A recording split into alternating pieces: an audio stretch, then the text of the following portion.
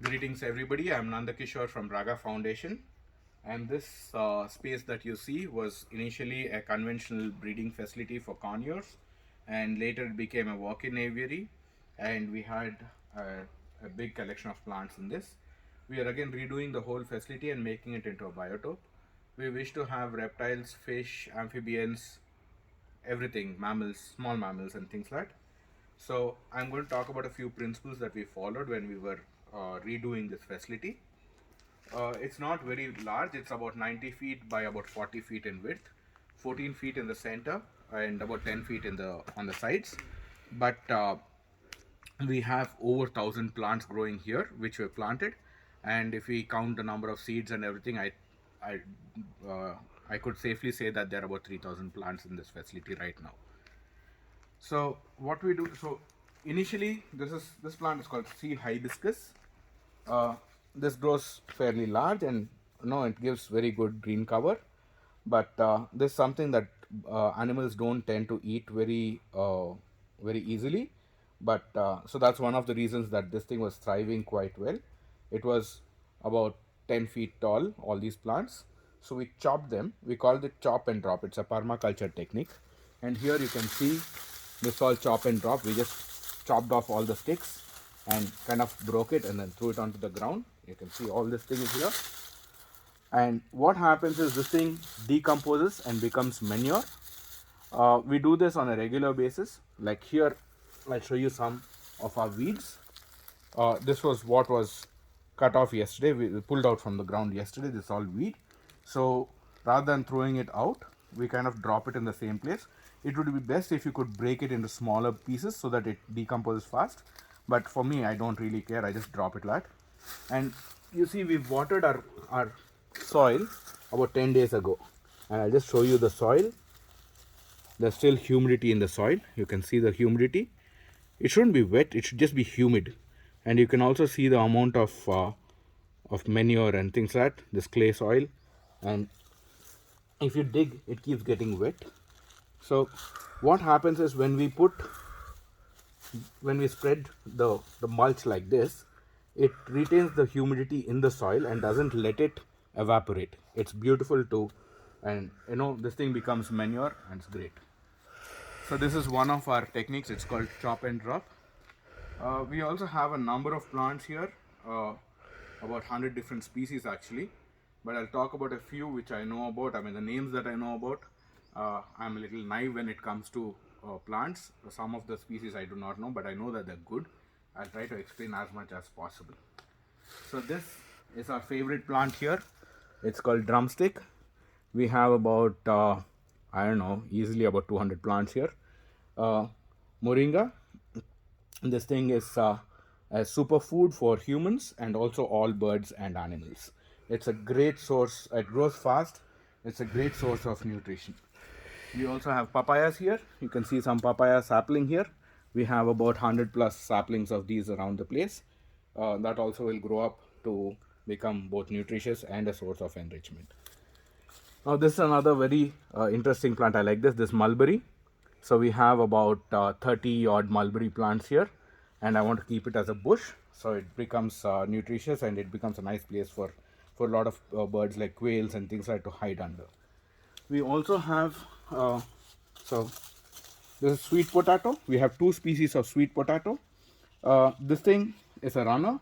So what happens is roots start coming at every node. It is still a very young plant, but we've already have rooting around that place, and those roots turn into tubers.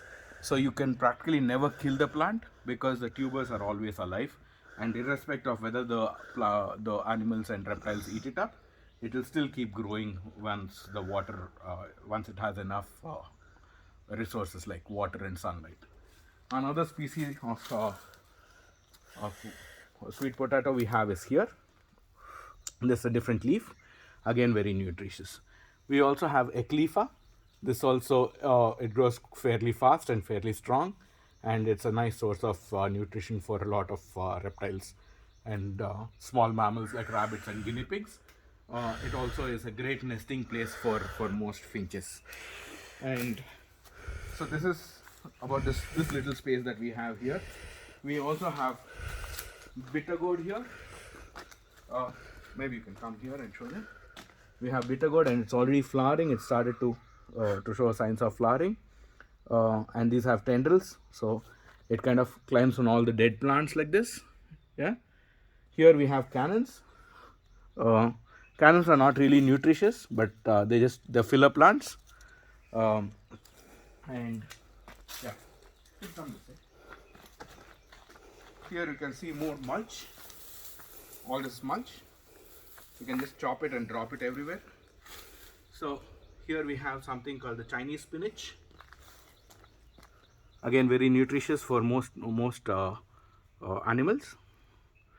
This, I don't know the plant's name, but it gives this beautiful flowers. I'll try to show you if I can see the flower somewhere, but it grows very fast.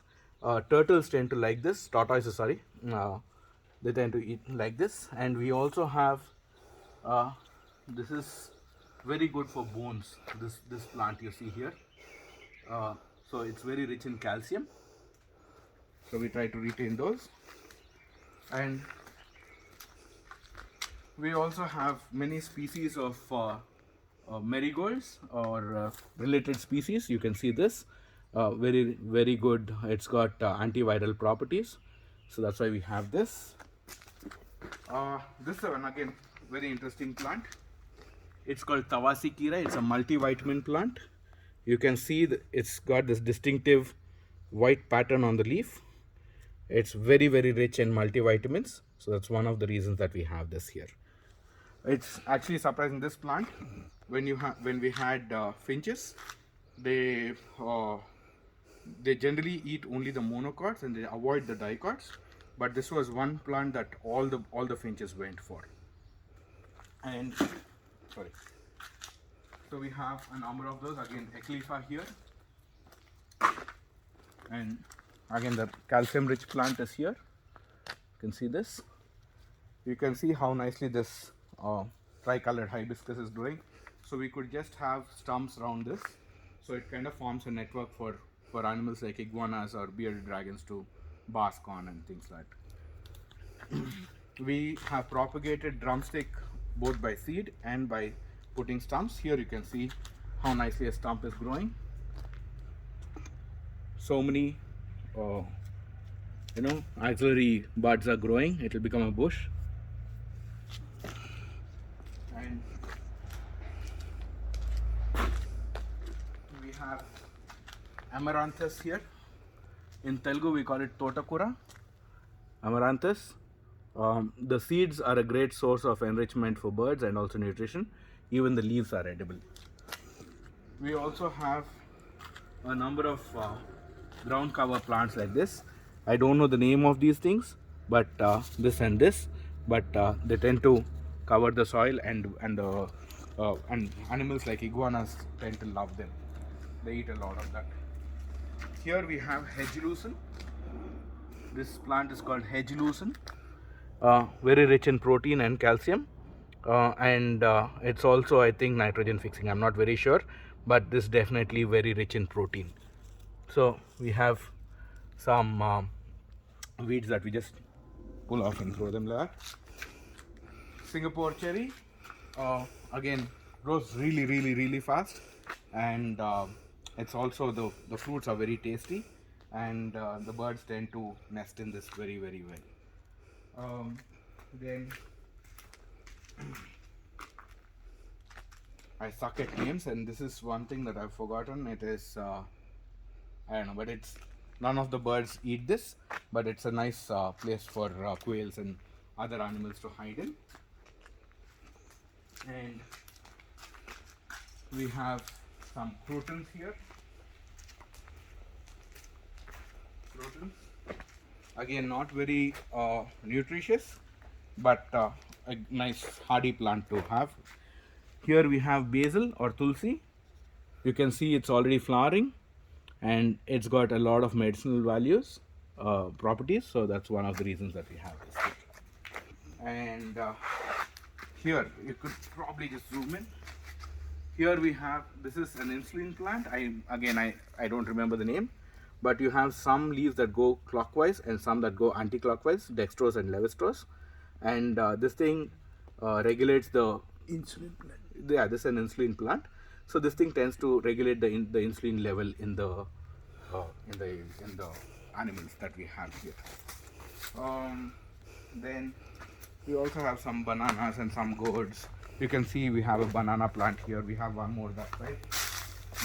This one, and we have, I think, this ridge gourd or bottle gourd. I'm not very sure. We have a number of gourds that we have planted here, and are growing very well. So we also have some few ponds down here so that the reptiles and things that can cool them off there, cool themselves when it's too hot. And yeah, this is some of the plants that are growing here. I hope it's informative, and I hope you replicate something like this. If you have any suggestions, please feel free to let me know. Thank you so much. Bye bye.